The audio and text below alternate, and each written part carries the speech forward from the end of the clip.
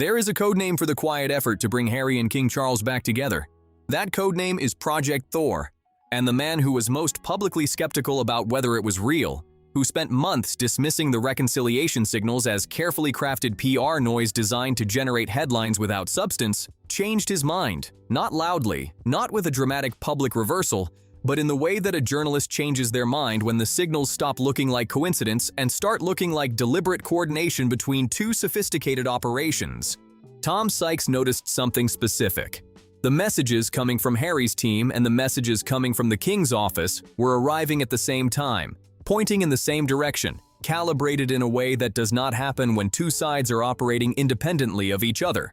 When two separate, powerful, and politically sophisticated offices are releasing coordinated signals simultaneously in the same window, pointing toward the same conclusion, that is not chance or parallel independent thinking. That is an operation with a plan.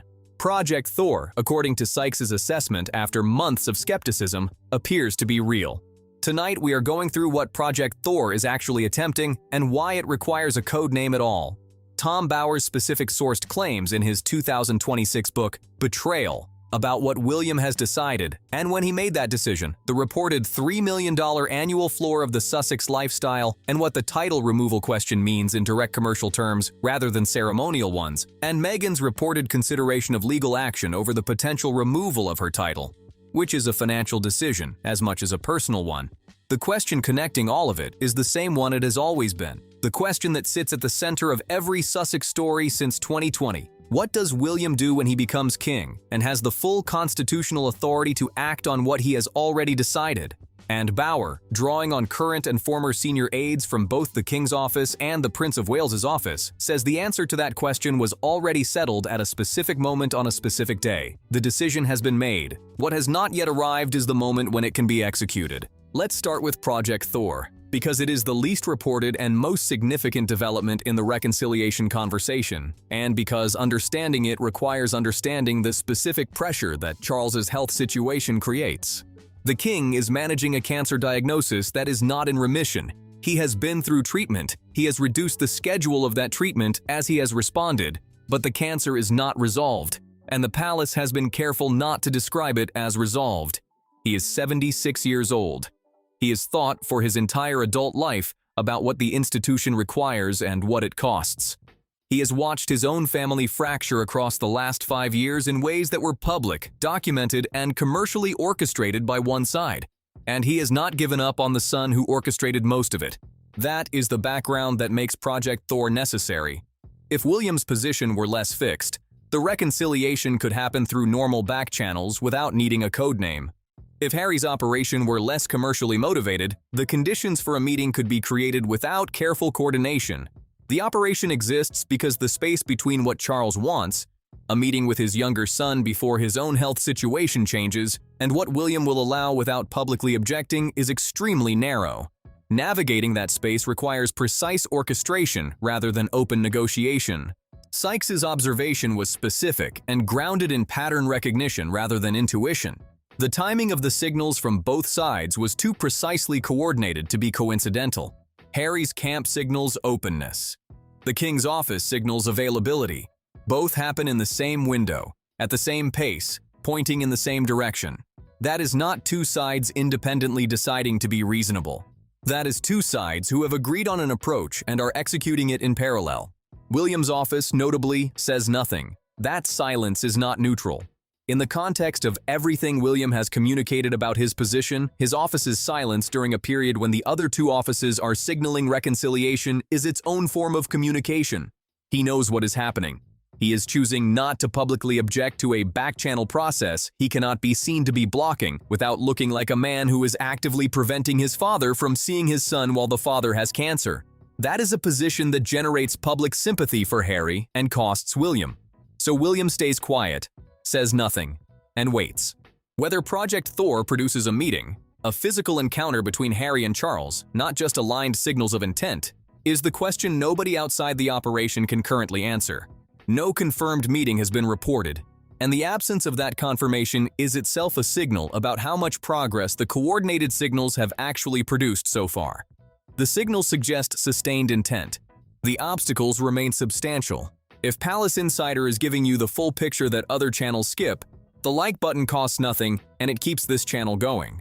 Now let's talk about Tom Bower's book, because Betrayal, his 2026 follow-up to Revenge, contains a chapter about William that is, in Bower's own framing, one of the most significant pieces of reporting about the future of the British monarchy published in years, and the Sussex response to it tells you as much as the content itself. When the book landed, the Sussex team described it as deranged conspiracy.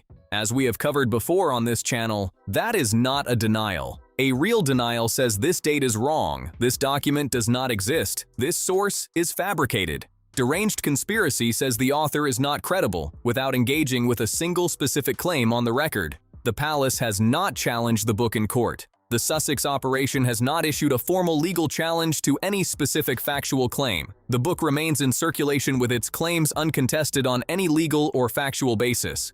Bower is the journalist who exposed Robert Maxwell's pension fraud before any mainstream publication was willing to run it, and who dismantled Gordon Brown's political mythology with source documentation while Brown was still in office. His standard is explicit.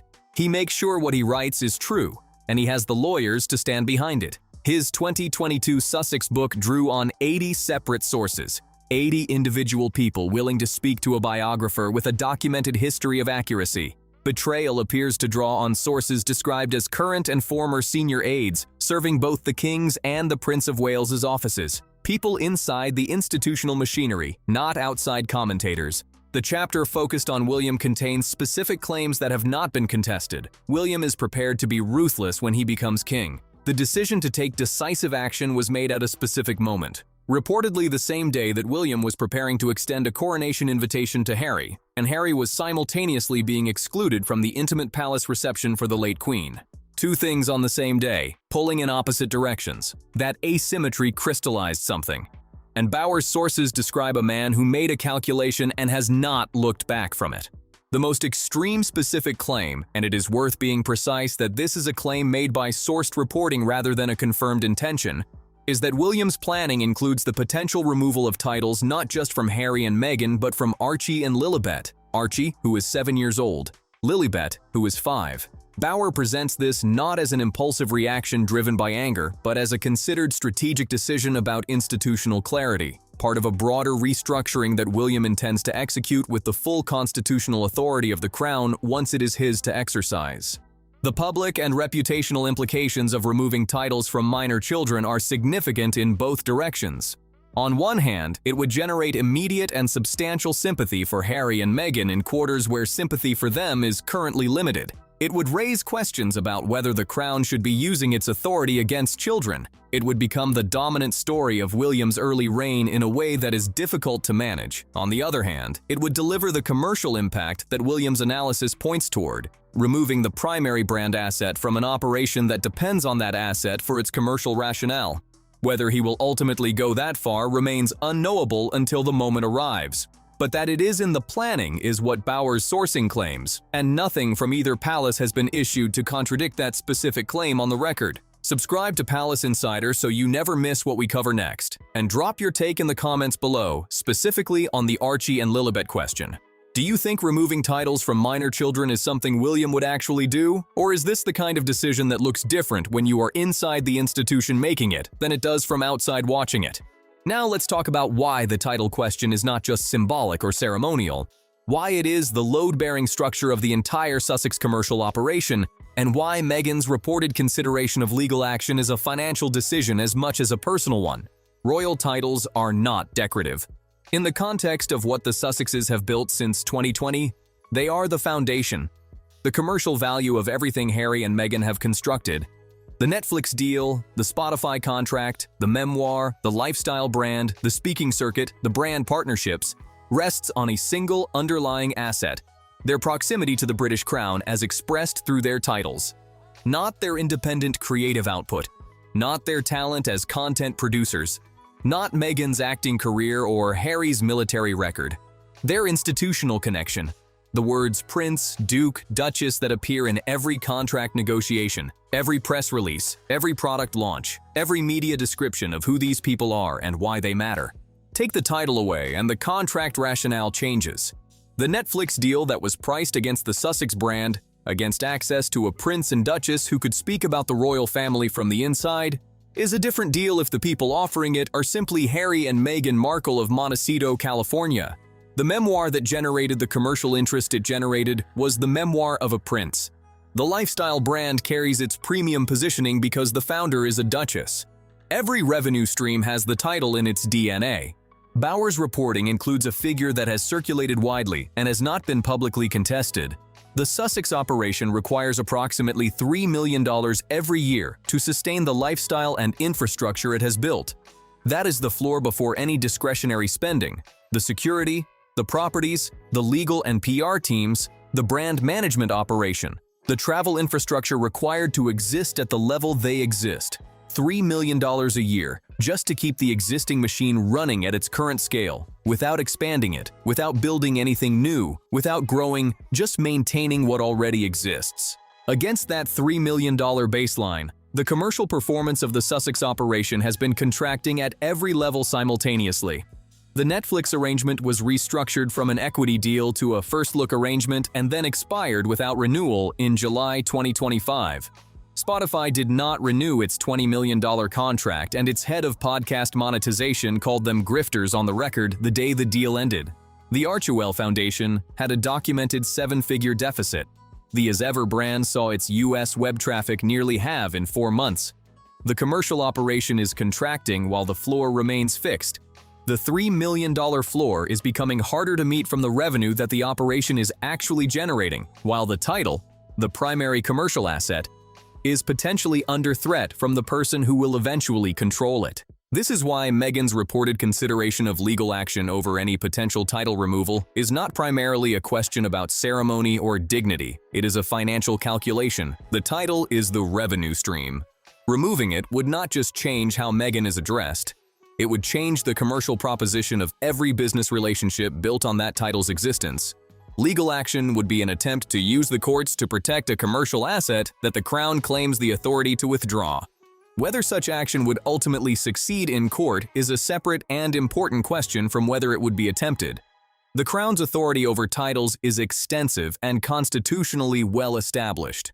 The legal precedents for challenging a royal prerogative decision of this kind are not favorable to a plaintiff. The courts tend to be reluctant to interfere with royal prerogative in areas where the Crown has historically exercised uncontested authority, but the attempt itself would be historically unprecedented in the modern era. A duchess suing the institution she married into over its authority to revoke a title it had conferred, and would generate significant coverage, controversy, and public debate about the monarchy's authority and accountability that no palace communications team would want to be managing at the start of a new reign. The threat of legal action is itself a pressure point, even if the action would ultimately fail.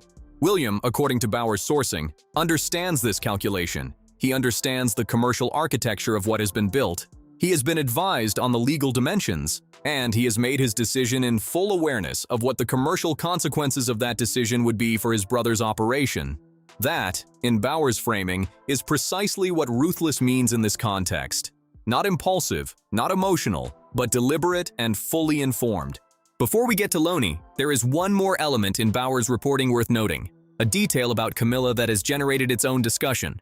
Bower cites palace insiders who reportedly believe Meghan exerted what one source described as an almost hypnotic influence over Harry. The specific phrase documented in Bower's book, sourced from palace insiders, brainwashed Harry. That is strong language, and Bower is explicit that this is what sources told him rather than his own characterization. The palace has not challenged the claim.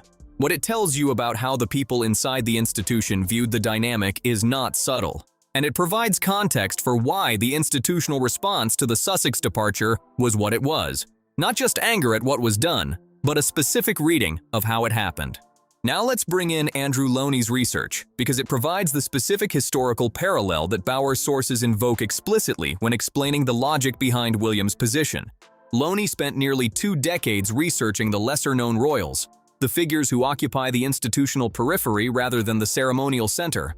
His work on Prince Andrew's trajectory, specifically on the managed approach that the palace adopted toward Andrew after his most serious public difficulties became impossible to contain, provides the case study that William's circle returns to consistently when they explain the logic behind the position he has adopted.